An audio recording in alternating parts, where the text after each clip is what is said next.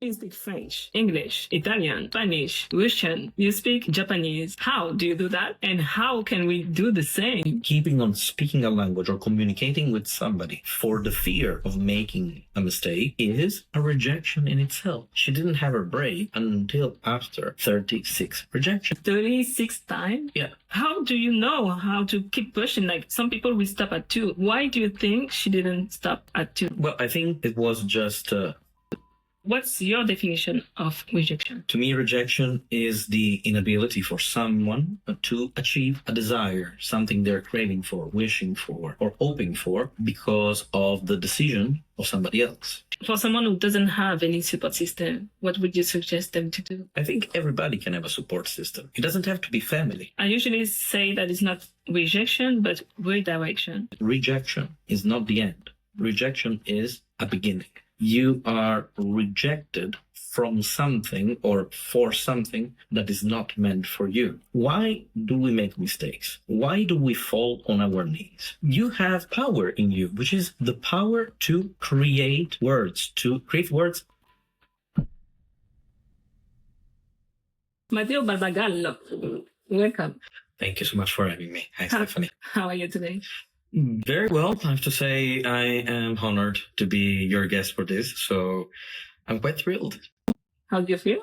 I think it's going to be interesting talking about the topic that we have in mind, so I think it will be quite helpful. I feel really boosted by this. And I'm so happy to have you as my first guest. I'm quite happy about it.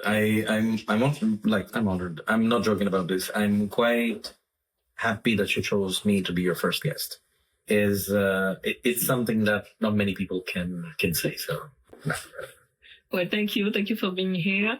And so, if you were to introduce yourself, what would you say? Well, as you can see from my accent, as you can hear from it, I'm 100% pure Italian juice. I am a cradle of volcanic energy, but most of all, I'm a storyteller. Yes, I work in tech, and it's been many years, but my core is telling stories. Okay, so today we are talking about a very important topic, which is rejection. It's something that everyone experiences at least once in their lifetime, at least once, if not 10,000 times. So what's your definition of rejection? To me, rejection is the inability for someone to achieve a desire, something they're craving for, wishing for, or hoping for because of the decision of somebody else. So that is the rejection. And if you want, we can talk about the origin of the term in itself, because in that term, there is the actual physicality of this action. Yes, please go ahead. Rejection comes from Latin rejectare, which is an intensive form of reicere, which is the verb meaning to throw back. So you already have this physicality of the action. You're throwing something back. And because of this, because of this hurdling something, the damage that rejection does, it's not just physical, but it's emotional and sometimes existential. And what is very interesting is that actually until the 17th century, the word rejection didn't have an emotional connotation, but only a physical one, because it meant to reject, a deal, a commercial deal, or a proposal to the ruler of the country. So there is an actual physicality, an actual, if you want, violence behind the rejection. Well, I think that's an amazing definition, and not everyone is aware of the physical impact of rejection. Do you remember your first rejection? How did you feel? Yeah, I actually do remember my first rejection, and it was devastating. I was, of course, everybody faces rejection every day. It can be, you really wishing to have an ice cream and somebody tells you no, because maybe the ice creams are finished or something else. In that case, it is a rejection, but an actual rejection, my first actual rejection happened when I was 18, because I wanted to publish a collection of poems. And I sent these poems to a publisher. And they sent me my first rejection letter, official rejection letter, with, beautiful feedback saying that they were not publishing poetry at that time, but that they were looking forward to hearing about my future endeavors. And yeah, that was the first of them. What were you studying and where were you? Well, I was in high school at the time. I was still in high school because it was really the beginning of my 18 year. But I remember that my dad, as a gift for my 18th birthday, he gave me as a gift the registration, the official registration, the copyright of my poems to the Italian association called SIAE, which is the official association to register anything produced at an artistic level. And the moment I did it, the moment I registered them, I sent them out. And some publishers got back to me, but they are the ones that would ask you for self-publishing money and so on and so forth. And the actual big publishers would all send rejection letters because they were not publishing poetry. Yeah. So you can imagine it was hard hitting, it was hammering down, and especially because my poems were love poems. So who would deny me the right of publishing my love poems? That you took so many hours to make, right? So many hours, so many tears, so many heartbreaks.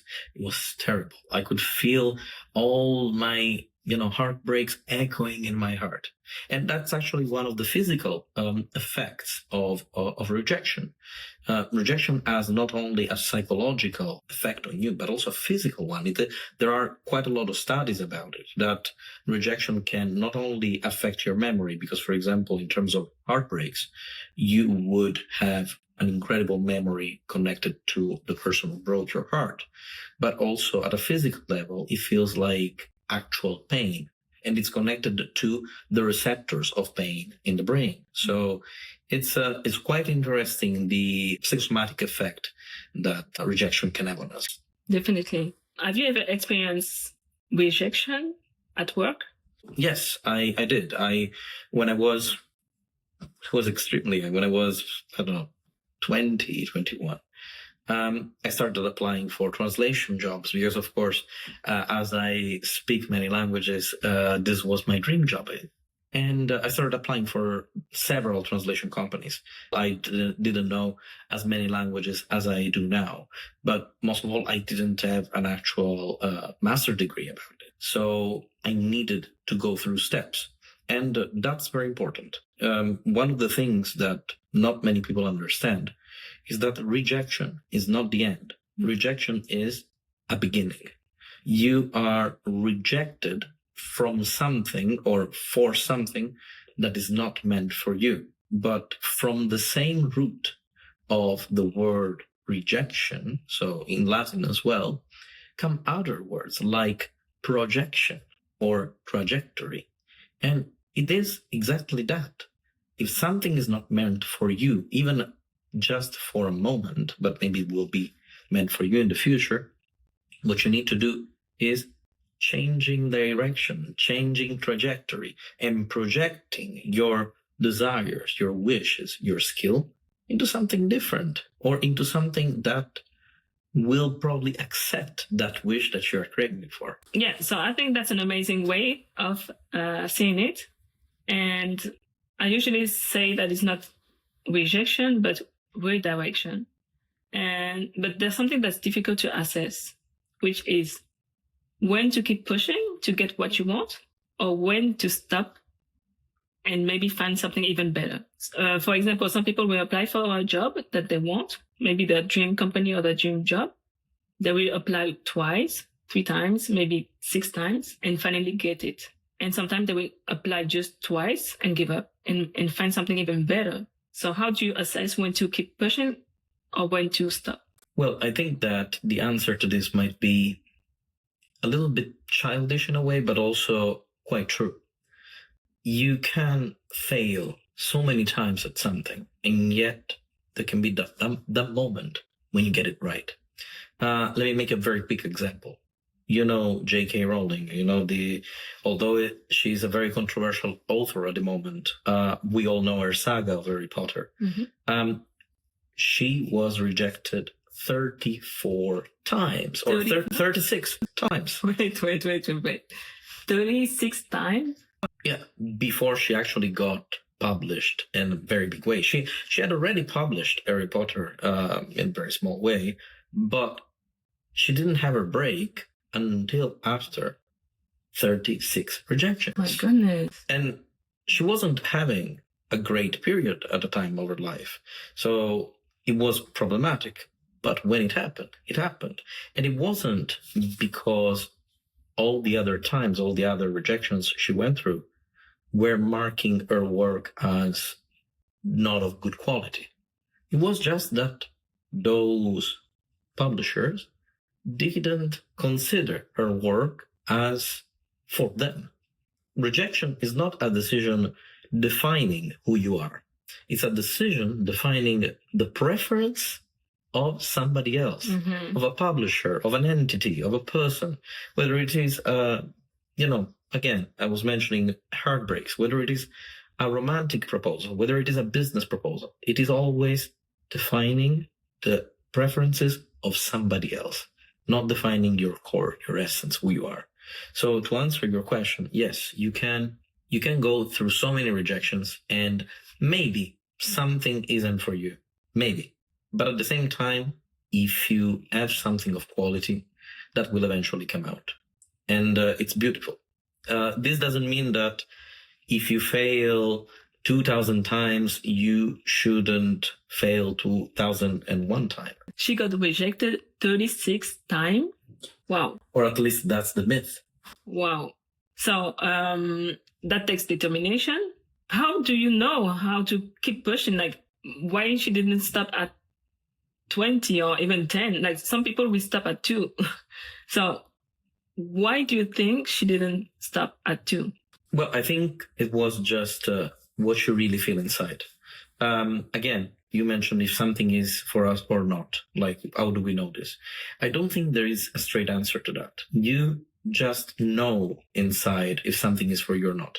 If you do something, I don't know, dancing, cooking, singing, writing, or math, anything, and you don't feel tired, even after doing it for hours and hours, that's for you. I think it was Winston Churchill that said, if you really enjoy doing something, you will not feel it like it is work. That's the answer. So you can fail many times at something, but if you don't feel tired when you do it, it's your thing. I like that. I think that could be very helpful to think like that. So if you were to give an advice to someone who's currently applying to jobs and getting rejection after rejection after rejection, what advice would you give them? And the second question is, how would you suggest them to deal with rejection? Well, everybody has a different coping strategy. Again, as we mentioned, rejection is a psychological and physical pain. So you, of course, will experience both if you are rejected. But there are ways out. There is the classical one of looking yourself in the mirror and finding reasons why you applied for that. Finding the reasons being the skills that you have or what you think is what you can sell of your skills. So that's reason number one, or coping strategy number one. The best advice is, if you are applying for a job and you are still failing to find something, there is no better way of coping with it than just keeping on applying. Because the moment you desist, the moment you give up on applying, is also the moment when the second phase of rejection comes up. It's a phase, if you want, which is stagnation. If you let the rejection win over you, then you start stagnating, and stagnation is like a quicksand. You keep going down. It can't happen. So you can apply for 30 jobs and be rejected for 31. It doesn't matter until you reach that moment where there is an acceptance. Keep going. Keep improving yourself. Apply the 1% rule. Do something to improve even 1% of you every day. And you will see that in 100 days, you will be a better version of yourself 100%. I love that. Do you remember what you did right after being rejected for the first time? Did you call someone to help you go through it? Did you have any support system? Yes. The first time I was rejected, I had my father by my side. I received an old-fashioned letter, not even an email, in our post box, and I was so nervous because it's like when you read an email before you open it, there is a sort of preview, but in a letter in your post box, you cannot see anything. I was nervous. I was so much hoping that it would have been, I don't know, a contract saying, "Oh my God, we want your points," and it wasn't. When I read those words, I remember clearly that I started crying like a baby.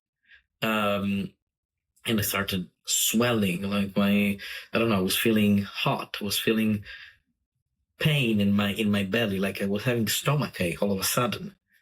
And my dad came in and said, "What's up?" He already knew what was up, but he read and said, "So that's not the end of it. Your words are still there.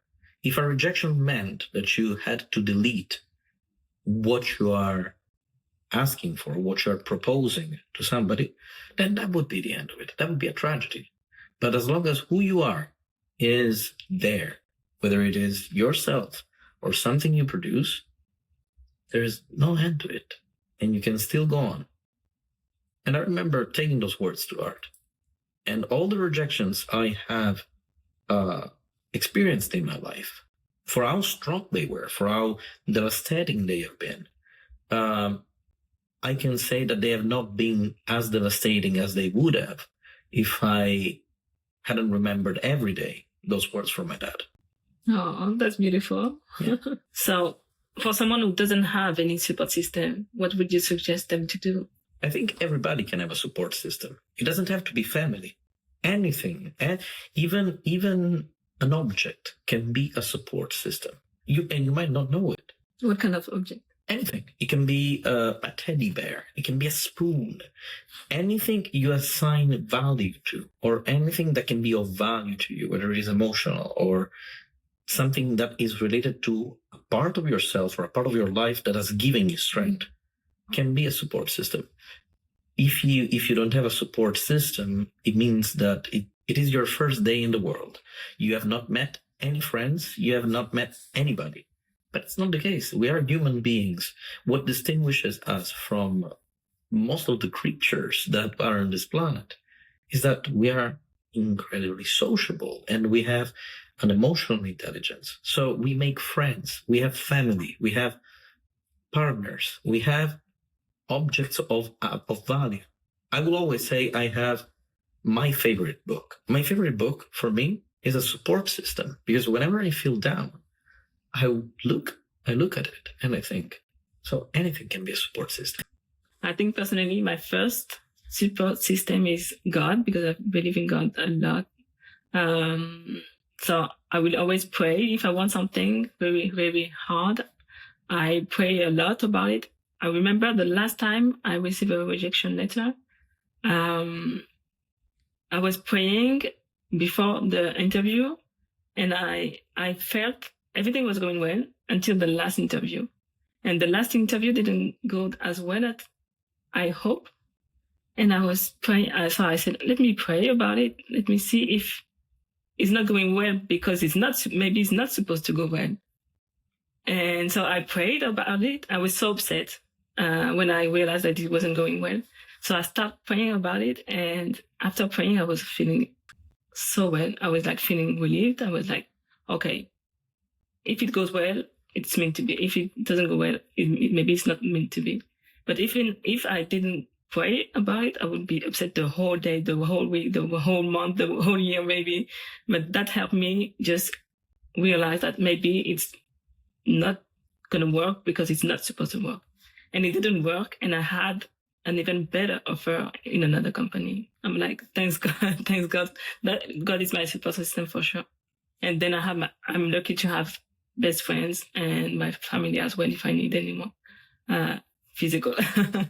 Yeah, and absolutely, religion, faith of any kind can be an incredible support system, because it's also not just, again, redirecting your energy, your hopes to somebody or something that is above you or higher than you or inexplicably in higher than you.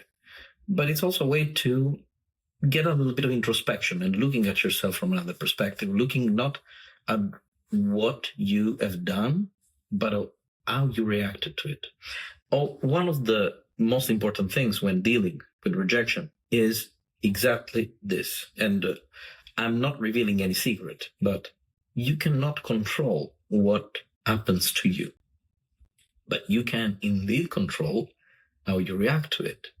And as you said, the rejection that you got, yes, happened to you.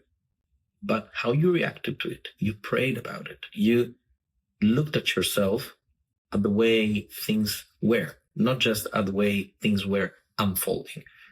If it happens, if I get the job, good. If I don't get the job, there will be something else. That's a good way to react because you're not stagnating. And I cannot stress enough this, which is probably, I should have mentioned this as coping strategy number 1. It's not about YOLO. You only live one life. You only live once. No, it's about the fact that we are blessed. We are blessed. For some reason, for some, again, inexplicable reasons, atoms in the universe have made possible, have traveled. We are made from atoms that were part of stars. And for some beautifully inexplicable reason, we are here. Those atoms have gathered and we are here. We have been blessed with this life that has a certain span. So what is the best way to make the most of it? Is it staying sad because of our rejection? Is it stagnating? No. It is moving forward. It is finding what is our place in this world for the time that we are in it. And I want to just say something. I think one of the strongest rejections that I had was before my doctorate. So when I was applying for a PhD, and I got rejected by so many universities, I was down. Even my favorite university rejected me, and I was down in the dumps. And my partner at the time, she told me, you get 5 minutes of sadness. 5 minutes of sadness. You can vent, cry, do anything you want in these 5 minutes. But after that, you stand up and you react. That's coping strategy number 3. I love that. I love that because that's exactly how I think.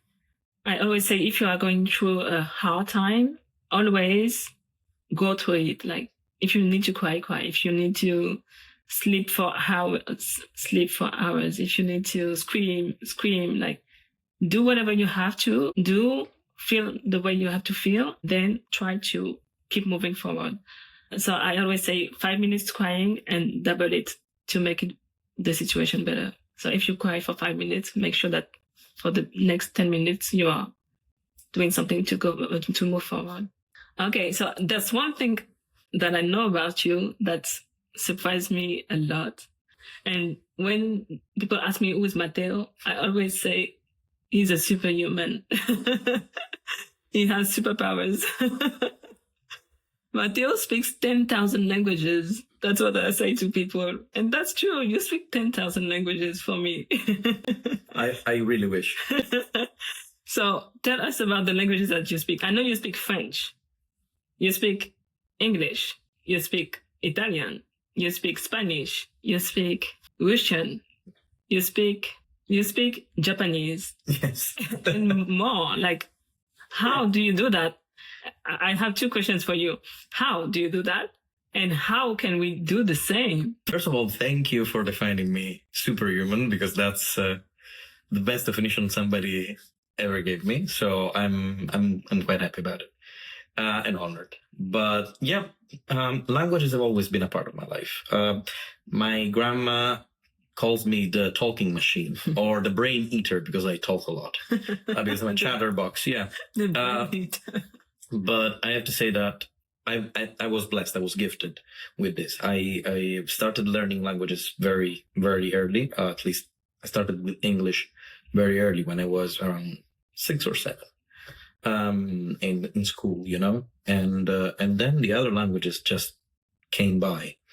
I think you mentioned Japanese, but I think Japanese has always been a passion of mine because I've practiced martial arts for more or less 25 years, and I've always loved Japanese culture. So I think it was a must for me to also learn the language. And I also love doing voice acting in it. So for me, it's more a game. And I think that the answer to how can somebody learn all these languages actually lies in rejection, surprisingly. But whenever you try to communicate with somebody who doesn't speak a common language, such as English, for example, the rejection there is that the communication between you two is rejected from both sides. You are rejecting the possibility of communicating with a person, and the other person, is rejecting the possibility of communicating with you because there is no means of creating that desire of communication. So in my case, I've always been somebody who wanted to surround himself with a lot of people, as my grandfather. And I thought, what better way of doing it, if not with languages? And I started with English, then Spanish, ancient Greek, and Latin even came to play because in high school, that's what I used to also study. And then all the other languages came from, German from my previous partner, Russian, and all the others came from many other experiences of life, many other rejections of communications that I wanted to sort of transform into not rejections anymore. Let's say this. Definitely. That makes sense. How do we become polyglot like you? How does somebody become a polyglot? The answer is very simple. You need a lot of commitment. I'm not talking about language courses or hours and hours of studying grammars or workbooks or, I don't know, just imagining yourself with your head down on a table and blaming everything because you're not getting a word. No. Commitment to communicate with people. So, of course, the most important tool, yes, is having a grammar or somebody or a teacher or tutor that will give you the basics. And the basics are very important because it's how you know how a sentence is formed or the basics of vocabulary. But the commitment that I'm talking about is a second step, which is the commitment to communicate with the people around you, even at the cost of knowing that you are going to make mistakes. Only by doing that, only by creating that communication, and only by making those mistakes, you will become fluent. And trust me, I can make you a very quick example. When I arrived in Dublin, I didn't know any Portuguese. I started very quickly learning some words with a grammar, but then I started listening to Portuguese music, to Brazilian music. And that was giving me already the basics. But the next step was missing. So I started talking to people at the bar, on the streets, whatever, that I knew were Brazilians or Portuguese. And I was making a lot of mistakes. Like, I'm not denying it. I was mentioning, like, the music I was listening to was mainly about love and suffering. So I was literally talking to people about love and suffering.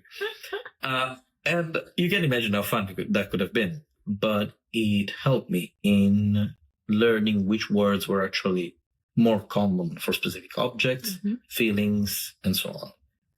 And now I'm fluent.